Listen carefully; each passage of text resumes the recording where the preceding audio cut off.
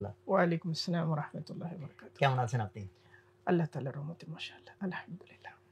তো আমরা আপনার বর্ণাঢ্য যে জীবন এবং আপনার কর্ম সেটা সম্পর্কে জানছিলাম, এবং আজকে আমরা যে বইটা নিয়ে কথা বলতে চাই, আমাদের দর্শকরা অলরেডি জানেন যে আমাদের যিনি অতিথি থাকেন উনি যে বইটা নিয়ে কথা বলেন সেই বইটা অ্যাকচুয়ালি অতিথি নিজেই সিলেক্ট করেন, যে বইটা ওনার লাইফে অত্যন্ত বেশি মাত্রায় তাকে প্রভাবিত করেছে, এরকম একটা বই।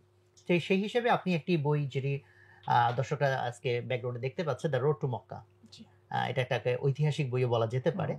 তো সেই বইটি আপনি চয়েস করেছেন। তো আমাদের অবভিয়াস প্রথম প্রশ্নই থাকে হচ্ছে যে এই বইটি কেন এবং আপনার জীবনে তো পড়া বইয়ের সংখ্যা, আমি এক্স্যাক্টলি সংখ্যা জানি না, বাট আমি আন্দাজ করি এটা তো অনেক বড় একটা সংখ্যা। এত সব বইয়ের ভিড়ে এই একটা বই, এবং আরো উল্লেখযোগ্য যে বইটা সাম্প্রতিক সময় লেখা কোনো বই না। আমি যতদূর জানি 1954 সালে বইটা লেখা। তো এত আগের বই, 1954 আর আজকে 2024, এত আগের একটা বই অনেক সময় তো প্রাসঙ্গিকতা হারায় ফেলে। সেই জায়গায় সেই বইটা কেন আপনি চয়েস করলেন? হ্যাঁ, চমৎকার। এই বইটা আমার কাছে গুরুত্বপূর্ণ হয়ে ওঠার পেছনে একটা কারণ হলো, এমন এক সময়ে বইটা আমার সামনে হাজির হলো যখন আমার মানুষ গঠনের কাল, যখন আমি আমার চিন্তার বীজ রূপিত হচ্ছে আমার মানুষ। আপনার বয়সটা যখন কত, মানে কত আগে পড়া বইটা? যখন আমার বয়স 13 কি 14। ও, এত আগে পড়া। হ্যাঁ, আচ্ছা, ওকে। এবং আমি তখনই কিন্তু এই চিন্তামূলক বইয়ের প্রতি আমার একটা নিবিড় আগ্রহ ছিল, এবং যে সমস্ত বইয়ের মধ্যে কল্পনা এবং বাস্তবতা উভয়টার সমন্বয় ঘটেছে, এর ভেতর দিয়ে চিন্তার একটা জার্নি আছে, এই ধরনের বইয়ের প্রতি আমার একটা ঝোঁক ছিল। প্রত্যেকের একটা প্রবণতা তো থাকে। তো এই সময়ে যখন ঝোঁকটা অত্যন্ত তীব্র, এবং এই যে পাঠকের মৃত্যু নামে একটা গল্প আছে, যেটা পাঠ্যপুস্তকে পড়া হয়, যে পাঠক এক সময়ে একটা বইয়ের জন্য অত্যন্ত ব্যাকুল হয়ে আছেন, আবার ওই পাঠক দেখে গেল কয়েক বছর পরে ওই বইটা সামনে পাওয়ার পরে আর পড়তেছেন না। তো ওই যে ব্যাকুলতার যে সময়টা, ওই সময়টায় ওই বইটা আমাকে নাড়া দিল এবং আমাকে অভিভূত করলো, এবং ওই বইটা আমার মানুষ লোকে যে সমস্ত বীজ রোপণ করেছিল, এই বীজগুলো নানাভাবে বিবর্তিত হয়েছে, নানাভাবে মানে তার রং বদলেছে, কিন্তু ওই বীজগুলো একটা স্থায়ী প্রভাব রেখে গেছে আমার মধ্যে। আচ্ছা, তো আমরা জানতে চাই যে কি ভাবে, মানে কি ভাবে, কারণ আমি যেটা একটু অবাক হলাম, আমি ভেবেছিলাম হয়তো আপনার বয়স যখন 20-25 এরকম সময় হয়তো বইটা পড়াম, মাত্র 13 বছর বয়স, যখনও আমরা ধরে নিই যে একজন মানুষের ওইরকম অনেক ধরনের আন্ডারস্ট্যান্ডিং ডেভেলপ করে না। এবং আপনি কি ওই সময় পরেও এই বইটা কি আরো কয়েকবার পড়েছেন কিনা? হ্যাঁ, ওই সময়ের পরে আমি বেশ কয়েকবার বইটা পড়েছি, এবং আমার ব্যাপারটা হলো, আমার বয়স যখন 16 অতিক্রম করছে, তখন আমার কাব্যগ্রন্থ প্রকাশিত হচ্ছে ঢাকা থেকে। আমি তখন গ্রামে থাকতাম, এবং সেটা হচ্ছে মুক্তি আনন্দে আমিও হাসবো। তো সেখানে কিন্তু মানে খুব যে কাঁচা কবিতাগুলো ছিল তা না, কিছু কবিতা এখনো উচ্চারিত হয়। এর মানে আমি একটা চিন্তার জার্নির মধ্যে ছিলাম, এবং একটা নন্দন তাত্ত্বিক একটা পটভূমির মধ্যে ছিলাম। ফলে আপনার 13 কে আসলে 13 ধরলে হবে না, 13 কে 31 ধরতে হবে। আচ্ছা, তো এর মধ্যে এই বইটা যে মানে চিন্তার বই হিসেবে আমার কাছে প্রথম হাজির হলো তা কিন্তু না। ওই ধারার আরো অনেক বই আমার কাছে হাজির হচ্ছিল, একের পর এক হাজির হচ্ছিল, মানে আমি বইয়ের কাছে হাজির হচ্ছিলাম, এবং চিন্তাকে গ্রহণ করার জন্য যে গ্রহিষ্ণুতা এবং যে তীব্র পিপাসা, এই পিপাসাটা আমাকে কাতর রাখছিল প্রতিনিয়ত। তো এই বইটা কি করলো, সে একজনের ব্যক্তিগত যাপনের গল্প শোনাচ্ছে। এই যাপনের গল্পটা অত্যন্ত মানে শিহরণময়, এক ধরনের সেখানের মধ্যে অ্যাডভেঞ্চারের ব্যাপার সেখানের মধ্যে আছে। তার জন্ম হয়েছে অস্ট্রিয়াতে। অস্ট্রিয়াতে জন্ম হওয়ার পরে আবার যে পরিবারে জন্ম হয়েছে, রাব্বি পরিবার, মানে ইহুদি রাব্বি পরিবার, বহু প্রজন্ম ধরে এখান থেকে বড় বড় রাব্বিরা জন্ম নিচ্ছেন। সর্বশেষ রাব্বি ছিলেন উনার দাদা। উনার বাবার মনে হলো যে না, আর ভালো লাগছে না, এখন নতুন কিছু দরকার। উনি হয়ে গেলেন ব্যারিস্টার। তো পরিবার চায় রাব্বি প্রথাকে আবার ফিরিয়ে আনতে। মোহাম্মদ আসাদের প্রতি, তখন তার নাম ছিল লিওপোল্ড উইস, মূল নাম ছিল লিও, যখন তিনি মুসলমান হলেন ওই লিউ এর অনুবাদ করলেন আরবি নাম আসাদ দিয়ে, আচ্ছা, মানে সিংহ। সিংহ, হ্যাঁ। তো তার প্রতি চাপ যে তাকে রাব্বি হতে হবে। তার বয়স যখন 13 বছর, তখন তিনি রাব্বি হবেন বলে হিব্রু ভাষা শিখে ফেলেছেন। তার ভাষা কিন্তু হিব্রু ছিল না, ওই দেশের ভাষা হিব্রু ছিল না। হিব্রু ভাষা শিখে ফেলেছেন, হিব্রু ভাষার পাশাপাশি আরামিক ভাষাটাও শিখে ফেলে। এই যে একটা সন্দেহবাদী মন, এবং জার্মানিতে তখন সন্দেহবাদী আন্দোলনের, সন্দেহবাদী দর্শনে একটা বড় ধরনের উত্থান হচ্ছে। এটা কি ফার্স্ট ওয়ার্ল্ড ওয়ারের সময়টা বলা যায় নাকি? হ্যাঁ, ওই প্রেক্ষাপটটাই হচ্ছে, হবে এরকম একটা প্রেক্ষাপট। এবং তখন তো মানে যুদ্ধের ডঙ্কা বেজে গেছে এই অবস্থা, এবং যুদ্ধের একেবারে কেন্দ্রবিন্দু ছিল অস্ট্রিয়া। সেখান থেকে তো এই অস্থিরতার মধ্যে কিন্তু তার চিন্তার জগৎটা ছিল অত্যন্ত স্থির এবং গতিমান। বাইরের যে সমস্ত ডামাডোল, এই ডামাডোল তাকে মানে বাসিয়ে নিচ্ছে না। তিনি এক সুনির্দিষ্ট গন্তব্যের দিকে এগোচ্ছেন, এবং সেটা হচ্ছে আত্মজিজ্ঞাসার মধ্য দিয়ে। তিনি যে ধর্ম পাঠ করছেন ওই ধর্মকে প্রতিনিয়ত প্রশ্ন করার মধ্য দিয়ে এগোচ্ছেন। তারপরে তার মনে হলো যে না, আমি এই ধর্মের হাতে আমার জীবনকে তুলে দেব না। তাহলে কি করা যায়? তিনি ভিয়েনায় চলে গেলেন, ভিয়েনা বিশ্ববিদ্যালয়ে ভর্তি হলেন। সেখানে তার বিষয় কি? শিল্প এবং দর্শন। এখন তখন কিন্তু ভিয়েনা বামপন্থী আন্দোলনের একটা বিশাল তীব্র সেখানের মধ্যে একটা জোয়ার চলছে, একটা কেন্দ্র হয়ে উঠেছে। এবং মেকিয়াভেলির যে দর্শন এবং ফ্রয়েডীয় যে দর্শন, এই দুই দর্শনের একটা বড় তীর্থস্থান ভিয়েনা। তো ফ্রয়েডীয় মনোবিকলন তত্ত্ব আর মেকিয়াভেলির পলিটিক্যাল তত্ত্ব, এগুলো চর্চা করতে করতে মোহাম্মদ আসাদ তো কোনো বিষয়ের উপরই কাঠামোর মধ্যে থাকেন না, তিনি ভেতরে যান। ভেতরে যখন যাচ্ছেন তখন প্রতিনিয়ত অন্তঃশূন্যতার সম্মুখীন হচ্ছেন। এখন তার মনে হলো যে না, বিশ্ববিদ্যালয়ে পড়বো না, ছেড়ে দিলেন বিশ্ববিদ্যালয়। এটা কত বড় ব্যাপার যে ওই পরিবেশে একজন তরুণ, সে ইতিমধ্যে 2 বার সে স্রোত পরিবর্তন করেছে।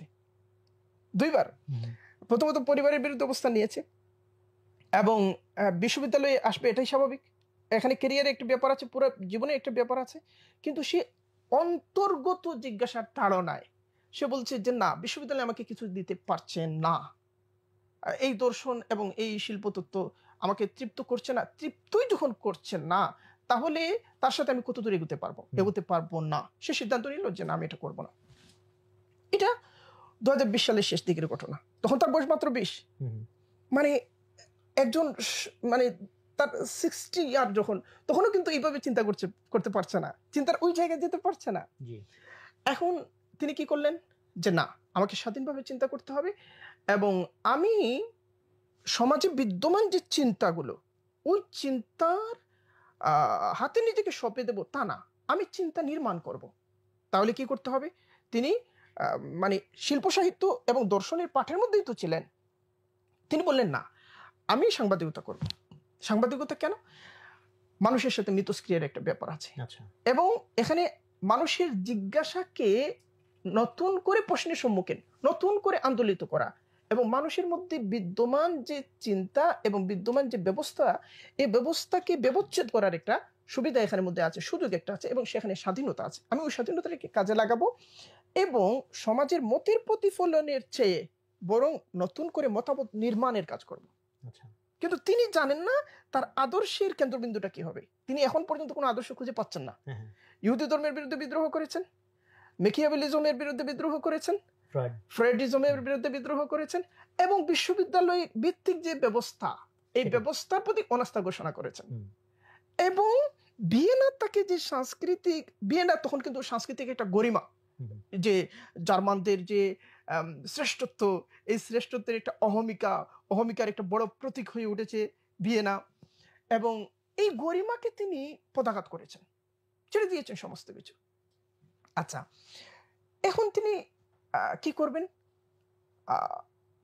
বিভিন্ন প্রকাশনীর কাছে যান, না কেউ জায়গা দেয় না। কেন জায়গা দেবে? পত্রিকার কাছে যান, কেউ জায়গা দেয় না। তিনি চলে গেলেন প্রাগে, ভিয়েনা থেকে চলে গেলেন প্রাগে। তো এই বয়সী একটা ছেলে, মানে বিপদগামী হওয়ার সমস্ত সুযোগ তার সামনে উন্মুক্ত। মা বাবা অত্যন্ত পেরেশান, কি করা যায়? বাবা তাকে একটা চিঠি লিখেছেন, যে চিঠি, কিছু টাকা পাঠালেন এবং একটা চিঠি লিখলেন আমি দেখতে পাচ্ছি তুমি পথের দ্বারে কোথাও মরা অবস্থায় পড়ে আছো, তোমার দিকে কেউ ফিরে তাকাচ্ছে না। আসাদ লিওপোল্ড তখন বিপরীত চিঠি লিখলেন, আমি দেখতে পাচ্ছি আমি মহিমার উচ্চাসনে অধিষ্ঠিত আছি এবং আমার দিকে সবাই তাকাচ্ছে। আত্মবিশ্বাস কোন জায়গায়, কোন পর্যায়ে! তখনও কিন্তু তিনি এমন অবস্থায় যে কোনো পেশা নাই, তো ক্ষুধার্ত অবস্থায় দিন রাত্রি পার করছেন এবং কেউ কোথাও তার নিশ্চয়তা নেই, কিন্তু আত্মবিশ্বাস এত দৃঢ়। অবশেষে 21-এ তিনি একটা চাকরি পেলেন, ছোট্ট একটা পত্রিকায় চাকরি পেলেন, মিশনারিদের পরিচালিত পত্রিকা ছিল। তো ওখানে আবার চাকরিটা হলো মানে টেলিফোনগুলো রিসিভ করার চাকরি। আচ্ছা, বিভিন্ন জায়গা থেকে সংবাদকর্মীরা যে সংবাদগুলো পায়, ওই সংবাদগুলো টেলিফোনের মাধ্যমে তাকে জানাবে এবং তিনি সেটা লিখবেন, ব্যাস। এটা এখানে কোনো রোল প্লে করার জায়গা নেই। এবং তিনি এর প্রতি অত্যন্ত অত্যন্ত অসন্তুষ্ট ছিলেন। এটা এজন্য না যে এখানে বেতন কম, বরং এজন্য যে তিনি যা চান সেই কাজটা করার সুযোগ এখানে নেই। এর মধ্যে এই চাকরির মধ্যে অবস্থান করে তিনি নিজের ক্ষেত্রটাকে প্রসারিত করার জন্য প্রতিনিয়ত সচেষ্ট থাকলেন। এর মধ্যে ওই বিভিন্ন বড় বড় প্রতিষ্ঠান তাদের টেলিফোন নাম্বার সংগ্রহ করতেন তিনি এবং তাদের সাথে যোগাযোগ রাখতেন। এবং কর্মঘণ্টা শেষ হওয়ার পরে তিনি মাঠে নেমে আসতেন সংবাদের তালাশে। এটা পত্রিকা তাকে দায়িত্ব দেয় নাই, তার মন তাকে এই দায়িত্ব দিয়েছিল। সংবাদের তালাশে মাঠে নেমে আসলেন এবং তিনি বড় বড় জায়গাগুলোতে তার দৃষ্টি থাকতো যে কোথায় কোন জিনিসটাকে প্রশ্ন করা যায়, কোন জিনিসটার সংবাদ মূল্য আছে, সেটাকে কিভাবে তুলে ধরা যায়। এর মধ্যে তার কাছে একটা খবর আসলো, সেখানে বড় একটা প্রধান একটা হোটেল, সেখানে রাশিয়া তখন দুর্ভিক্ষ চলছে। এই দুর্ভিক্ষ মানে কবলিত মানুষের সাহায্যের জন্য ফান্ড কালেকশন করবেন বলে ম্যাক্সিম গোর্কি ওই হোটেলে অবস্থান করছেন। আচ্ছা, ভিয়েনার কোনো পত্রিকা এটা জানে না, কোনো পত্রিকা এটা জানে না। তিনি কি করলেন, তিনি ম্যাক্সিম গোর্কির সাথে সাক্ষাৎ করলেন এবং দুর্দান্ত কিছু প্রশ্ন হাজির করলেন। এবং সেখানে এই যে বলশেবিক বিপ্লব এবং যুদ্ধ পরিস্থিতি এবং ইউরোপের সাথে পুঁজিবাদের সাথে তাদের দ্বন্দ্ব, সেখানে ম্যাক্সিম গোর্কির অবস্থান, সমস্ত কিছু একদম বিস্ফোরক একটা ব্যাপার ঘটে গেল। সেটা তার পত্রিকাকে তিনি দিলেন না, ওই পত্রিকার সহযোগী আরো বিভিন্ন পত্রিকা ছিল সেগুলোকে দিলেন। এগুলো প্রত্যেকে হেড নিউজ করলো এবং গোটা জার্মানি, অস্ট্রেলিয়াতে একটা চতুর্দিকে একটা হইচই পড়ে গেল যে প্রধান পত্রিকাগুলো জানে না কিন্তু ম্যাক্সিম গোর্কি এখানে আছেন। তারপর কি হলো, তার প্রতি বড় কাগজগুলোর নজর পড়লো এবং একটা কাগজের নাম হলো ফ্রাঙ্কফুর্টার সাইটুং। তারা তাকে নিয়ে নিল। এখন তিনি নিজের কদরকে প্রতিষ্ঠিত করলেন। এটা 1922 সালের ঘটনা, মাত্র 1 বছরের মধ্যে এই ঘটনাগুলো ঘটে গেল।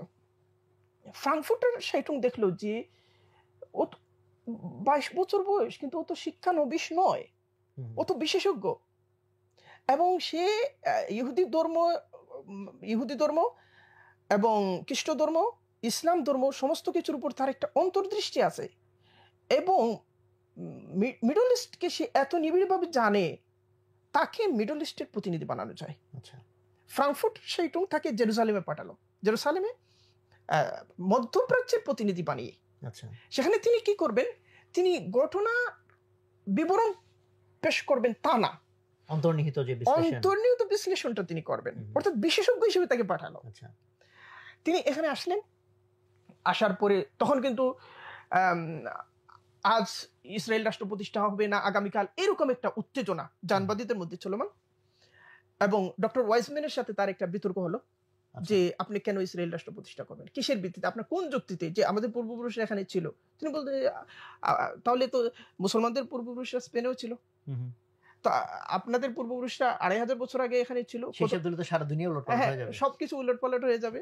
এই বিতর্কের মধ্যে ডক্টর ওয়াইজম্যানকে তিনি পরাস্ত করলেন এবং তখনও তিনি সবেমাত্র তরুণ। এই ঘটনাগুলো ঘটলো। আচ্ছা, তারপর তিনি জাজিরাতুল আরবে ছড়িয়ে পড়লেন। আরবের একেবারে সবচেয়ে প্রতাপশালী এবং প্রভাবশালী মানুষগুলোর সাথে তার সম্পর্ক, যেমন সৌদি রাজবংশের প্রতিষ্ঠাতা, তিনি তাকে নিজের পুত্র মনে করতেন এবং অত্যন্ত নিবিড়। একদিকে তখনকার আরব শেখদের সর্বোচ্চ ব্যক্তিত্বের সাথে তার বন্ধুত্ব, অপরদিকে সবচেয়ে মানে দূরবর্তী গ্রামে বেদুইন, যে তার কাজই হচ্ছে যাযাবর জীবন এবং পশুপালন, তার সাথেও তার বন্ধুত্ব এবং নিবিড় ঘনিষ্ঠতা। আবার তিনি যুদ্ধগুলো শুধু পর্যবেক্ষণ করছেন না, বরং অংশও নিচ্ছেন। আবার তিনি কিরকম অংশ নিচ্ছেন? যে যে ওয়াহাবি আন্দোলন হলো, সেখানের মধ্যে যে যুদ্ধগুলো হয়েছিল, এই যুদ্ধগুলিতে উপদেষ্টা হিসেবে তিনি অংশগ্রহণ করেছেন। আবার ফ্রন্ট লাইনে উপদেষ্টা হিসেবে, এবং এটা অত্যন্ত গুরুত্বপূর্ণ ভূমিকা। আবার যখন লিবিয়ায় বিদ্রোহ হচ্ছে, তখন তিনি লিবিয়ার স্বাধীনতাকামীদের সদস্য হিসেবে প্রত্যক্ষ যুদ্ধমাঠে অংশগ্রহণ করার জন্য লিবিয়া চলে যাওয়ার সিদ্ধান্ত নিলেন। মানে অত্যন্ত বৈচিত্র্যময়। আরেকটা ঘটনা বলি নাই, এটা হলো যে বিশ্ববিদ্যালয় থেকে যখন তিনি সরে গেলেন, ভিয়েনা বিশ্ববিদ্যালয় থেকে সরে গেলেন, তারপরে তিনি সিদ্ধান্ত নিলেন অস্ট্রিয়ার সেনাবাহিনীতে অংশগ্রহণ করবেন। কিন্তু অস্ট্রিয়ার সেনাবাহিনীতে তখন একটা বয়সের ব্যাপার ছিল, তার বয়স কিন্তু হয় নাই তখন অংশগ্রহণের জন্য, ফলে তাকে লম্বা সময় অপেক্ষা করতে হয়েছে। তারপরে অস্ট্রিয়ার সেনাবাহিনীতে তিনি অংশ নিলেন। এরপরে যুদ্ধ শেষে কি হলো, অস্ট্রিয়ার সেনাবাহিনী হয়ে গেল, মানে অস্ট্রিয়া তো দখল হয়ে গেল যুদ্ধের মধ্যে, অস্ট্রিয়ার সেনাবাহিনী অকার্যকর হয়ে গেল। তারপর তাকে সাংবাদিকতার মধ্যে যেতে হয়েছে। অর্থাৎ সেনাবাহিনীর সাথে তার যুক্ত হবার একটা প্রেক্ষাপট তার তারুণ্যের একেবারে প্রথম লগ্ন থেকে ছিল। এরপরে কি হলো যে তিনি এই আরবের মধ্যে তার এই বইয়ের মধ্যে দেখবেন তার সফর সঙ্গী জায়েদ, মানে এত বেশি যে এটা তার আত্মজীবনী না জায়েদের আত্মজীবনী, আলাদা করার সুযোগ নাই। মানে প্রতিনিয়ত জায়েদ তার অনুভূতির সঙ্গী, জায়েদ তার স্বপ্নের সঙ্গী, জায়েদ তার মানে রোগাক্রান্ত মুহূর্তের নিঃশ্বাসের সঙ্গী, সমস্ত কিছু এত নিবিড়ভাবে নিতে পারা। আবার তিনি মানে প্রতিটি পরিবর্তনকে লক্ষ্য করছেন। আবার তিনি কখনো আলে সৌদের প্রশংসা করছেন, আবার তাদের সমালোচনা করছেন এমন ভাষায় যে তারা তাকে বাদ দিতে পারছে না, তারা তাকে সেই আদর, সেই সমাদর এবং সেই অবস্থান অধিষ্ঠান সবকিছু দিচ্ছে। এই যে ব্যাপারগুলো, তো এই ব্যাপারগুলো এমন একজন মানুষকে উপস্থাপন করে যিনি তখনকার একটা বিশ্ব ব্যক্তিত্ব। তখন দুইজন মানুষ ছিলেন, একজন হলেন লরেন্স অফ অ্যারাবিয়া, তিনি তার নামে সিনেমা আছে, এবং তিনি একজন ব্রিটিশ গোয়েন্দা কর্মকর্তা ছিলেন। তিনি একজন পণ্ডিত ছিলেন, স্কলার ছিলেন। তিনি আরবে এসেছিলেন উসমানী খেলাফতের বিরুদ্ধে একটা বিদ্রোহ সংগঠিত করার জন্য এবং আরবিক ন্যাশনালিজমকে সংগঠিত করার জন্য, এবং আরবদের বিরুদ্ধে যে ইউরোপীয়দের যে রূপকল্প, এই রূপকল্পের আদি প্রতিষ্ঠাতা হিসেবে লরেন্স অফ অ্যারাবিয়াকে তারা সবসময় স্বীকৃতি দিয়ে আসছে এবং শ্রদ্ধা জ্ঞাপন করে আসছে। তখন ইউরোপীয় গবেষকরা বলছিল যে আরবের মধ্যে আমাদের দুইটা চোখ আছে, একটা হলো লিওপোল্ড অফ অ্যারাবিয়া, আর একটা হলো লরেন্স অফ অ্যারাবিয়া। কিন্তু ওই তাদের যে দ্বিতীয় চোখটা, এই চোখটা যে তাদের ছিল না, লিওপোল্ডের কথা, লিওপোল্ডের চোখটা। লিওপোল্ড কি করলেন, তিনি একজন লরেন্স হলেন ইউরোপের প্রতিনিধি হয়ে এখানে এসেছেন, আর লিওপোল্ড হলেন যে সত্য সন্তানের আকাঙ্ক্ষা নিয়ে এখানে এসেছেন। শেষ পর্যন্ত কি হলো, তিনি আরবের সংস্কৃতিটা দেখলেন, সেখানের মধ্যে মানুষের সাথে মানুষের মিথস্ক্রিয়াটা দেখলেন, মানুষের সাথে মানুষের নিবিড় বন্ধনটাকে তিনি দেখলেন, এবং মানুষের প্রশান্তির জায়গাগুলোকে তিনি আবিষ্কার করলেন। একটা মানুষ সমস্ত সুযোগ সুবিধা থেকে অনেক দূরবর্তী জীবনের মধ্যে থেকে সে কিভাবে প্রশান্তি উদযাপন করতে পারে, অপরদিকে ভিয়েনার সবচেয়ে সমৃদ্ধ পরিসরে বসবাস করে সবচেয়ে অস্থির জীবনে কিভাবে কাটাচ্ছে মানুষ, দুই দৃশ্যই তিনি দেখলেন। এই উভয় দৃশ্যকে তিনি মানসপটের মধ্যে হাজির করে তিনি একটা বিচারে বসলেন, নিজে অনুসন্ধানে বসলেন যে তাহলে আমরা এত কিছু করছি কিসের জন্য? এই শান্তিটার জন্য, প্রশান্তিটার জন্যই তো। তাহলে সে কিভাবে সমস্ত কিছু না পেয়েও প্রশান্তি পায়, আর ও কিভাবে সমস্ত কিছু পেয়েও প্রশান্তি পায় না? তাহলে মানুষের আরেকটা সত্তা আছে, সেই সত্তাটা তাকে বস্তুগত উপাদানের বাইরেও একটা প্রশান্তি দিতে পারে। সেই সত্তাটা আমি ইউরোপে কেন পেলাম না, এখানে কেন পাচ্ছি? ফলে তিনি কি করলেন যে তিনি এর মর্ম বস্তু অনুসন্ধানে নেমে পড়লেন। তিনি যত দিক থেকে অনুসন্ধান শুরু করলেন, দেখা গেল এর মূলে আছে ইসলাম, যত দিক থেকে।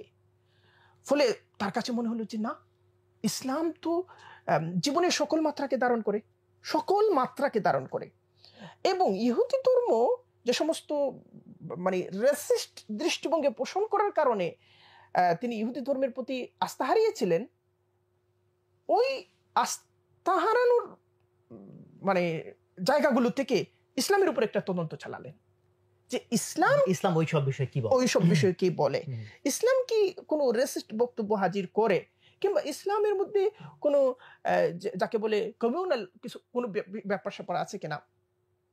না, সকল তদন্তে তিনি তখনও কিন্তু মুসলমান হন নাই, একেবারে নির্মোহ একটা জায়গা থেকে, তিনি যে জায়গা থেকে ইহুদি ধর্মের তদন্ত করেছিলেন ওই জায়গা থেকেই তার মানে সচেতন মন প্রতিনিয়ত বলছে যে না, ইসলাম তো এরকম না। এবং তিনি ইউরোপ থেকে উঠে এসেছেন। তার একটা বই আছে, ইসলাম এট দ্য ক্রস রোড। সেখানের মধ্যে ইউরোপ ইসলামকে কিভাবে দেখে, কিভাবে সমালোচনা করে, কিভাবে নিন্দা করে, তিরস্কার করে, সমস্ত পটভূমি তার চোখের সামনে হাজির ছিল।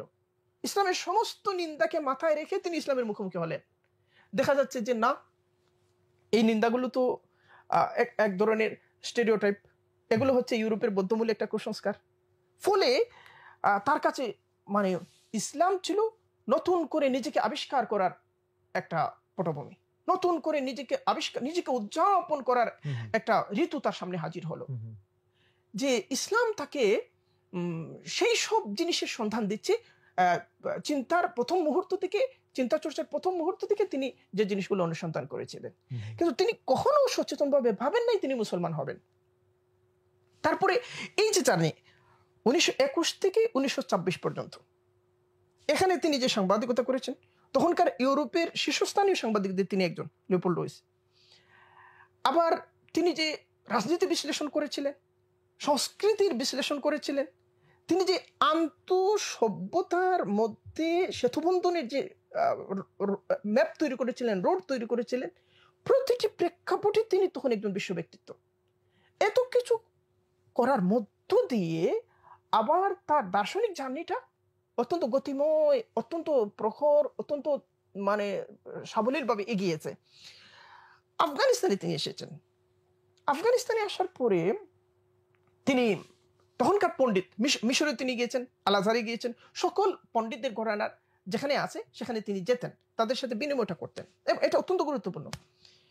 সেখানে বিনিময় করেছেন এবং তিনি মানে তার জিজ্ঞাসা ছিল অত্যন্ত ধারালো। আমরা ওরিয়ানা ফালাচির কথা জানি যে ওরিয়ানা ফালাচি খুব নৃশংস প্রশ্ন করত। মোহাম্মদ আসাদ মানে কয়েকজন ওরিয়ানা ফালাচিকে জোড়া লাগালে মোহাম্মদ আসাদ হবেন আর কি। তো এখন কি হলো, তিনি সব চিন্তা করে না যেতেন এবং সবাইকে প্রশ্ন করতেন, একে সুফি হোক, সালাফি হোক, যাই হোক, তিনি এগুলো করতেন।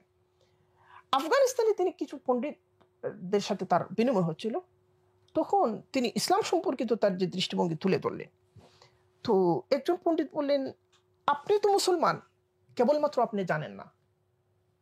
আচ্ছা, তখন থেকে আসাদের মনে হলো যে এটা কেমন কথা, যে আমি কি আসলেই মুসলমান হয়ে গেছি। মানে তখন থেকে সচেতনভাবে তিনি নিজেকে ইসলামের মধ্যে দেখতে শুরু করলেন যে আসলেই তো আমি মুসলমান, প্রতিটি বিবেচনায় মনে হলো। তার ওয়াইফ ছিলেন পোলা হামিদা, তো তার ওয়াইফের সাথেও তার এই চিন্তার বিনিময়টা জারি ছিল। 26-এ তিনি ইউরোপে গেলেন। তার মনে হলো যে আমি ইসলাম গ্রহণ করব, ইসলামের মধ্যে আমি অলরেডি চলে এসেছি, মানে আমার জীবন, আমার সত্য অনুসন্ধান আমাকে শেষ পর্যন্ত ইসলামের গন্তব্যে হাজির করেছে। এখন আমি যে ইসলামে এসেছি এই ঘোষণা দেওয়ার সবচেয়ে ভালো স্টেজ হচ্ছে ইউরোপ, আমাকে সেখানে গিয়ে ঘোষণাটা দিতে হবে। তিনি ইউরোপে গিয়ে সেই ঘোষণাটা দিলেন যে আমি মুসলমান। সারা ইউরোপে চাঞ্চল্য শুরু হয়ে গেল। যেমন ধরেন, হঠাৎ করে রবার্ট ফিস্ক বললেন আমি মুসলমান, হঠাৎ করে নোয়াম চমস্কি বললেন আমি মুসলমান, মানে একটা হইচই চতুর্দিকে পড়ে গেল, এরকম ব্যাপার আর কি। এখন চতুর্দিকে জিজ্ঞাসা, চতুর্দিকে অনুসন্ধান, আবার এটা যে মানে তিনি কোনো মানে মুসলিম নারীর প্রেমে পড়ে এটা ঘটলো কিনা, মানে এ ষড়যন্ত্র তত্ত্ব, এখানে কেউ তার কোনো জাগতিক স্বার্থের ব্যাপার আছে কিনা, নানা রকমের ব্যাপার স্যাপার। আল্লামা ইকবালের সাথে তার দেখা হলো। ইকবাল তাকে বললেন যে আপনি তো দুনিয়া জুড়ে ভ্রমণ করছেন, সকল সকল কাজে আপনি মানে আপনার অংশগ্রহণ হচ্ছে, আপনি জীবনকে উপর থেকে নিচ থেকে ভেতর থেকে সকল দিক তলিয়েই আপনি দেখছেন, খুব ভালো, কিন্তু আমরা একটা রাষ্ট্র তৈরি করতে যাচ্ছি। তখনও কিন্তু পাকিস্তান রাষ্ট্রের অস্তিত্বের মধ্যে আসে নাই, তখন পাকিস্তান রাষ্ট্র ইকবালের চিন্তার মধ্যে জীবিত।